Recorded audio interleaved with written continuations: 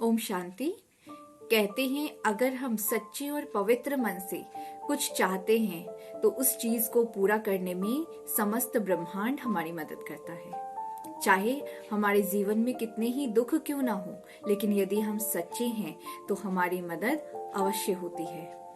इसी से संबंधित एक बहुत ही प्यारी सी कहानी आज हम सुनेंगे, जिससे आपके जीवन में सोचने का नजरिया अवश्य बदल जाएगा और आप वो सब कुछ पालेंगे जो आप अपने जीवन में पाना चाहते हैं। आज से 8-10 वर्ष पहले नेपाल में एक वृद्ध महिला रहा करती थी। उनके पास एक छोटी सी टूटी फूटी झोपड़ी थी जिसमें वो अपना जीवन यापन करती थी। साथ ही उनके पास खाने पीने की भी उचित वस्तुएं नहीं थी। वो जैसे तैसे अपना गुजारा करती थी। उनके आगे पीछे उनके घर में कोई नहीं था। वो अपने इस भाग्य के लिए भगवान को बहुत कोसती रहती थी, क्योंकि उनके पास जो जमीन थी खेती की वो भी पूरी तरह से बंजर थी। इस प्रकार वो बार बार भगवान को कहती, मुझे इतना बदनसीब क्यों बनाया, मैं इतनी गरीब क्यों हूँ, मैं इतनी गरीब क्यों हूँ। इस प्रकार पूरे दिन वो अपनी गरीबी का ही गीत गाती रहती थी। शाम को माला जपते जपते भी वो हर वक्त भगवान को याद करते समय भी यही कहती कि मैं बहुत दुखी हूँ, मैं बहुत दुखी हूँ, मुझे जितना दुख है उतना इस दुनिया में किसी को नहीं है। इस प्रकार समय बीतता गया और एक दिन भारी तूफान आया। उस तूफान के साथ उसका घर भी पूरी तरह से तहस नहस हो गया और फिर अब वो बिल्कुल ही बेघर हो गई। उसके पास खाने पीने की समस्या के साथ इस घर की भी समस्या बढ़ गई। इस प्रकार 2-3 दिनों बाद उनके पास वाले गांव में हमारे सेवा केंद्र की कुछ बहनें आई हुई थी। वहां वो महिला, वृद्ध महिला भी उनके पास गई।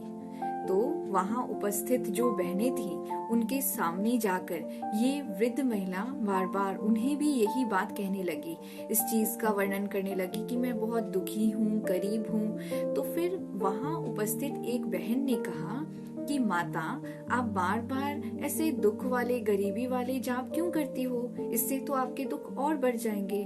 अगर आपको भगवान की मदद ही चाहिए तो आप ये कहना बंद करें और इसके बदले आप ये कहें कि मैं बहुत भाग्यवान हूँ, मैं भाग्यवान हूँ, और पूरे सच्चे मन से कहें, तो इससे आपके दुख वाले दिन समाप्त हो जाएंगे। ये बात सुनकर उस महिला को सांत्वना मिली और उनके मन को बहुत ठंडक सी आई।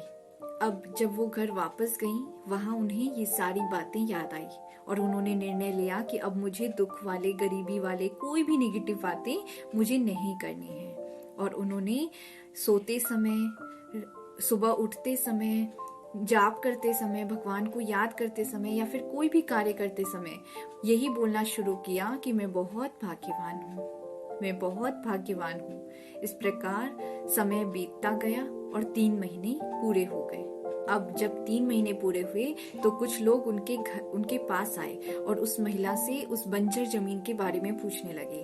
तो उस महिला ने उन्हें वो जमीन दिखाई और उन लोगों को वो जमीन बहुत पसंद आई जिसमें वो कारखाना बनवाना चाहते थे। तो दूसरे दिन फिर वो सभी लोग उनके पास आए और उन्हें 20 लाख रुपए दिए और उनसे वो जमीन खरीदी। और वो महिला ये सारी बातें देखकर बहुत खुश हुई और भगवान को इसका धन्यवाद करने लगी।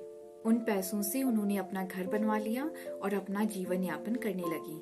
इस प्रकार इस कहानी से हमें यही सीख मिलती है कि भगवान की महिमा तो अपरंपार है ही, लेकिन ये तभी संभव हो सकता है जब हम अपने जीवन में सकारात्मकता लाएं, अपने संकल्पों को अच्छा बनाएं, हमेशा अच्छा अच्छा सोचें और अपने मन को स्वच्छ और सुंदर बनाएं। हमारे जीवन में चाहे कैसी भी परिस्थिति हो, कितनी ही नेगेटिव परिस्थिति क्यों ना हो, लेकिन उसे हम पॉजिटिव बनाना सीखें। जब हम ऐसा ये करने की कला हमारे अंदर आ जाती है तो हम कैसी भी मुश्किल परिस्थिति को पार कर सकते हैं। इससे सफलता हर वक्त हमारे आगे पीछे घूमने लगेगी। हमेशा याद रखें, हमारे हर एक सोच में, हर एक संकल्प में एक बहुत पावरफुल, शक्तिशाली ऊर्जा कार्य करती है। यदि हम उसे सही दिशा में लगाएं तो हम हर कुछ जीवन में हासिल कर सकते हैं। अच्छा, ओम शांति।